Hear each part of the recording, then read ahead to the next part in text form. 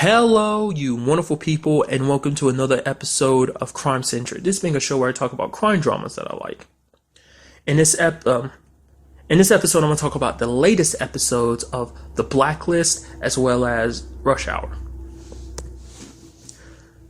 So in this episode of The Blacklist picks up right where the previous one left off, with Tom and Elizabeth running away from the church.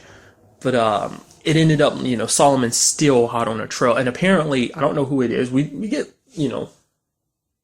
looks at him, but we still don't know directly who he is because the team doesn't know he exists. Essentially, Solomon is getting help from some guy. Basically, he has access to a lot of information, like security cameras, possibly satellites. I don't know. But it seems like he's got access to a lot of, stuff so that he can track where Elizabeth and Tom are trying to track her down. And basically they end up in an accident. They end up crashing, and it ends up hurting Liz. She starts bleeding a little bit. The baby's in trouble. So basically Reddington moves them to a facility to have the baby, essentially, because it's coming early. Which I love how Elizabeth is like, I don't even get to have my baby. My baby's not being born in a warehouse. What kind of crap is that? I can't even have my baby in a hospital or in a comfortable situation. I have to be on the run and most likely in a danky warehouse to have my baby. And the lady that's driving them is like, it's actually a nightclub. She's like, is that supposed to make me feel better? It's like, no. I mean, it's slightly better. At least it's not a warehouse. But, not nightclub's not necessarily the best place to be having a baby. I really like how they did, because she was a little upset because she's like, I wanted to have my baby. She wanted it to be magical, and Tom kind of made it magical. Put some music on, turned on the lights, and kind of made a thing out of it. It's like, it was very beautiful. It's like, one benefit of it being a nightclub, you could be able to set the scenery like that. All this while, the FBI is trying to track down any way they can to find Solomon.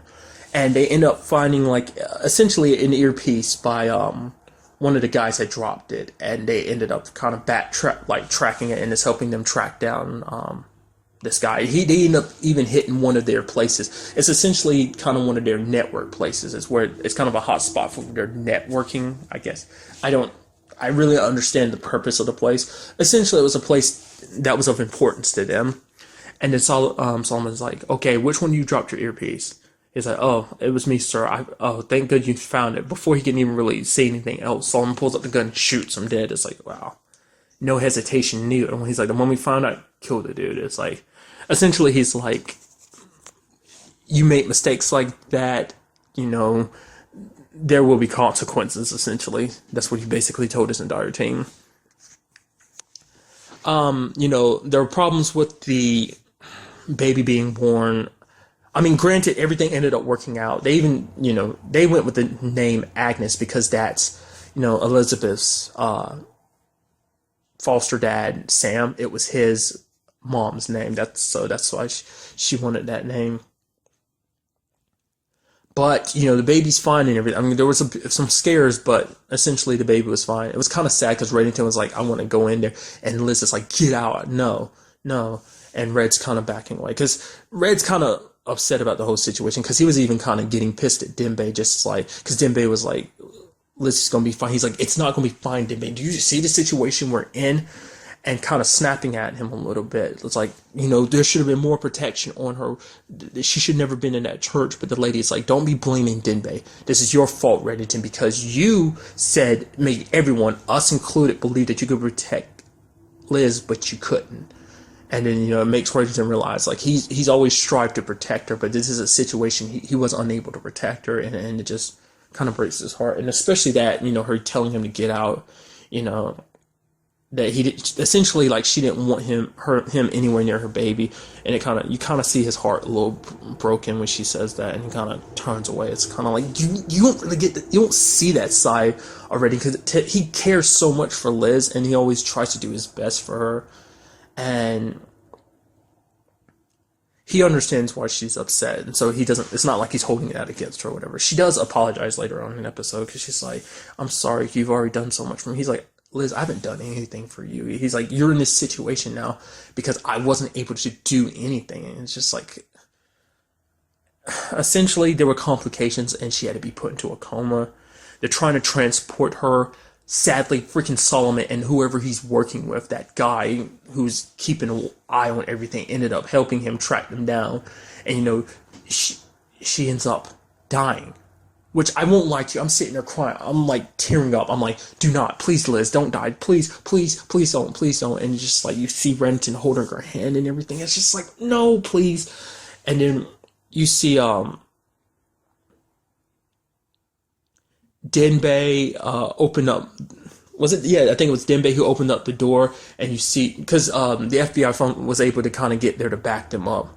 It worked for a little while because essentially they had a decoy that led Solomon and his men away from them, but they, like I said, they had help, so they were able to track them down. And it's just everyone finding out that Liz is dead, and it's just like you see Reddington holding onto her hand. He was being brought to the car by Denbei, but he kind of lost his, like, he was just. You've never seen him like that. He was so heartbroken. It's just like, I swear to you, I had to fight back to I'm like, no, she can't be dead. I'm like, I am begging you, please let this be fair. I'm like, let something have happened and we don't know it, that her death got faked. I hope on everything, because it's like, this is the type of like, it came across my mind. I won't lie to you. I've thought about it before. Like, I was like, there's no way they'd ever kill Liz, is there? It's like, with a show like this, you never know, because Reddington could easily die too. Like, even though they're, like, you think, it's one of the shows, main characters aren't safe either. You think just because they're Reddington and Liz that they're 100% safe, from a TV show perspective. It's like, no, they could easily get killed too. And it showed you that. I don't know. I am hoping on everything that she's not dead. Because, because it's like, dude, that sucks. Because Tom's got their daughter Agnes, and it's like, because he's like, what do I do? He's like, I have no idea what to do. I can't do this without her. And it's just like,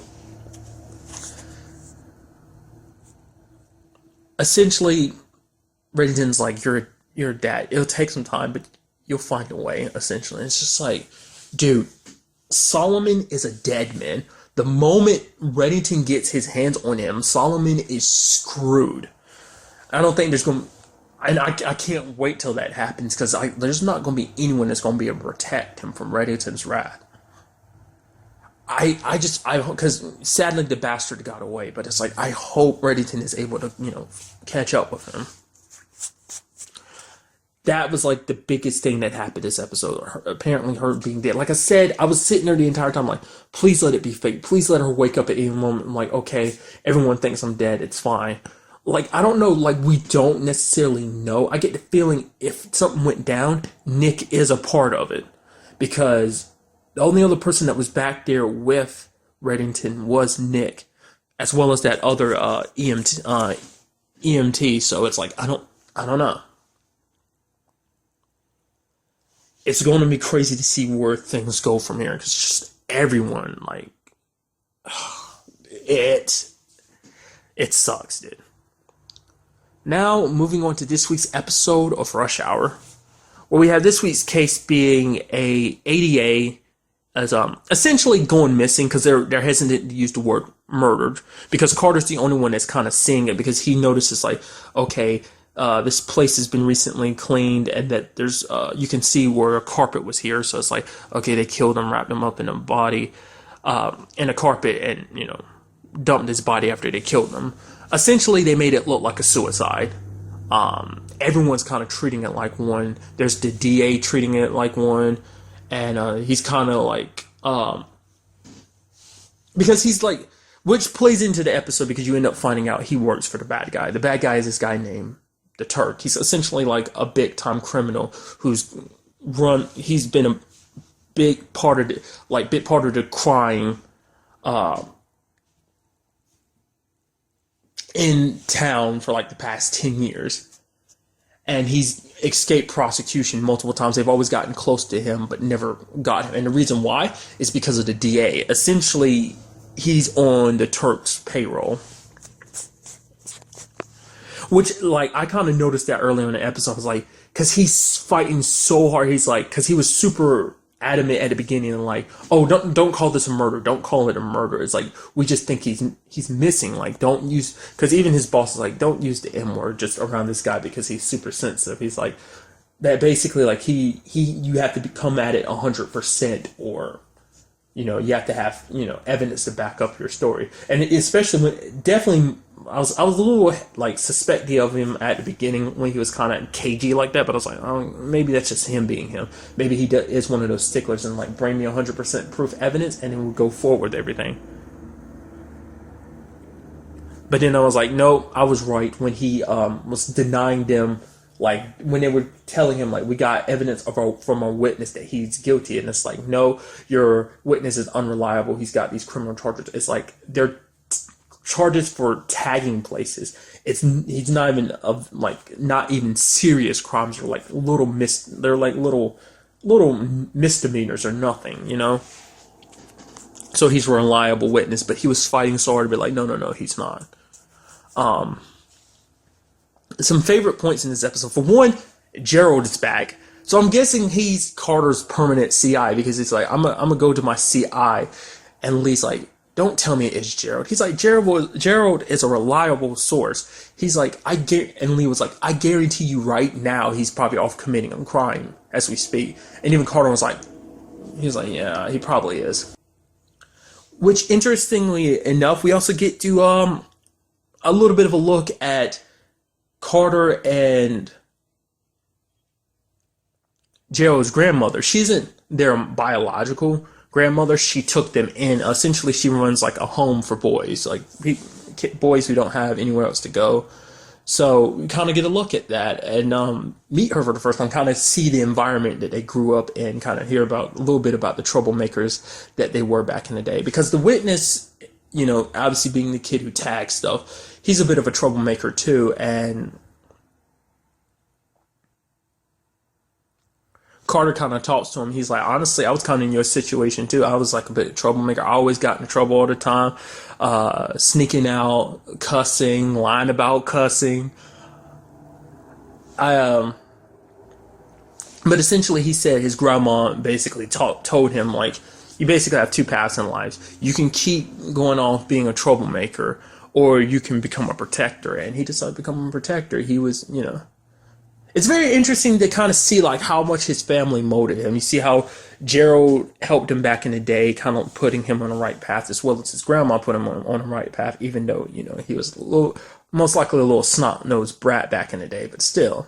I love how he was just like, okay, so what's Lee's reason for becoming a cop? And essentially Carter was like, he was a robot engineer to, basically calling him a robot, I thought. And Lee's like, I can hear you. It's like, whatever. But I also like how, to me, I'm looking at it like this. Dee Dee was commenting on the fact is that Lee was scaling the building, which is very interesting. It's like, I guess you just couldn't take the long way around, could you, Lee? You just had to take the shortcut, huh? I guess that was easier and faster. And she's just like, he's so quick and so flexible. He's like a superhero. And Carter's just on there like, whatever.